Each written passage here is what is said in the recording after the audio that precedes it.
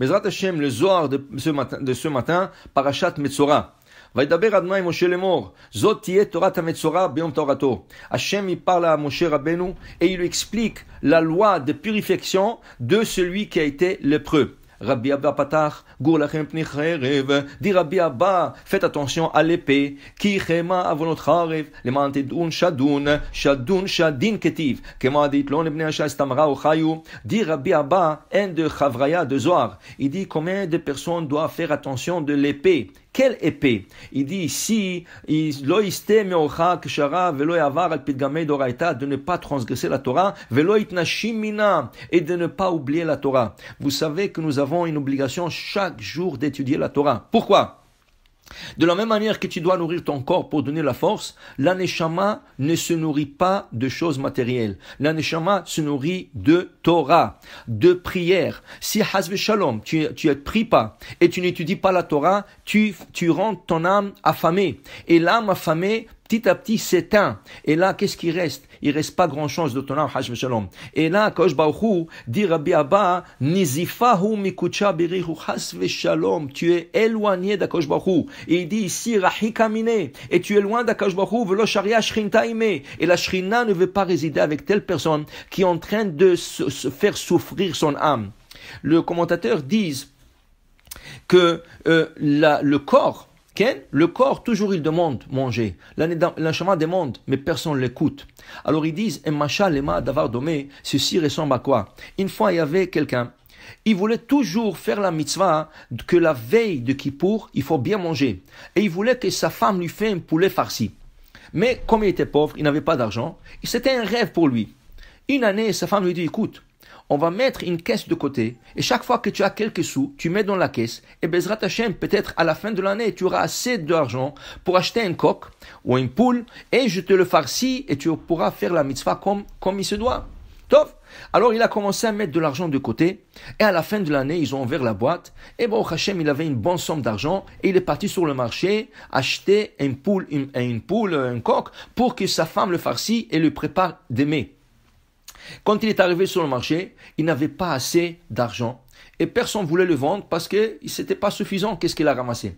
À la fin de la journée, il y avait quelqu'un, il a vu qu'il est en train de tourner, il dit, qu'est-ce que tu tournes? Il dit, écoutez, je n'ai pas assez d'argent et je voulais acheter une poule, un coq. Il dit, écoute, moi j'ai un petit poussin. Okay? Moi j'ai un petit poussin.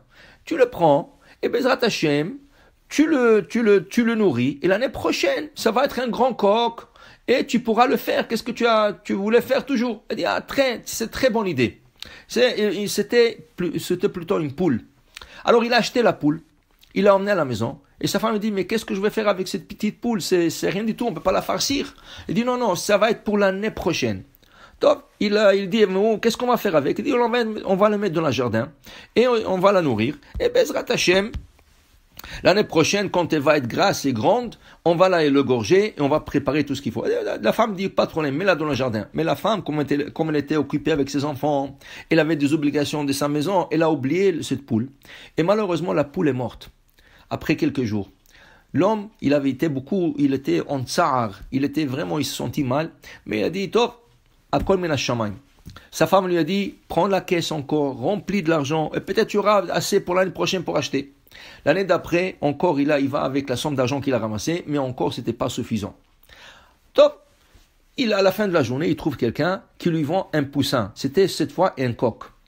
Il emmène le coq à la maison, le poussin à la maison. Sa femme, dès qu'elle le voit, avec le petit poussin, elle pousse des cris. Qu'est-ce que tu veux? Que le coq, il va mourir encore? Pourquoi tu achètes ça? C'est pas bon. Et il dit, non, c'est différent. Il dit, c'est quoi différent? Je n'ai pas le temps de m'occuper de ça. Il dit, non. La première, c'était une poule. La poule ne fait pas beaucoup de bruit. Alors, elle était affamée, la pauvre, elle est morte. Mais celui-là, c'est un coq. Dès qu'il aura faim, il va crier. Et quand il va crier, tu sauras qu'il faut le nourrir. Et tu vas le nourrir, tu vas pas oublier. Dis Rachamim, ça c'est le mashal. Le nimshal, le corps, c'est un coq. Quand il a faim, il crie. Ça veut dire, tu as mal au ventre, tu as mal à la tête, tu as mal au corps. Et là, tu dis, je dois prendre un café, je dois prendre un gâteau, je dois prendre quelque chose. Et tu nourris ton corps et tu le remets dans ses forces.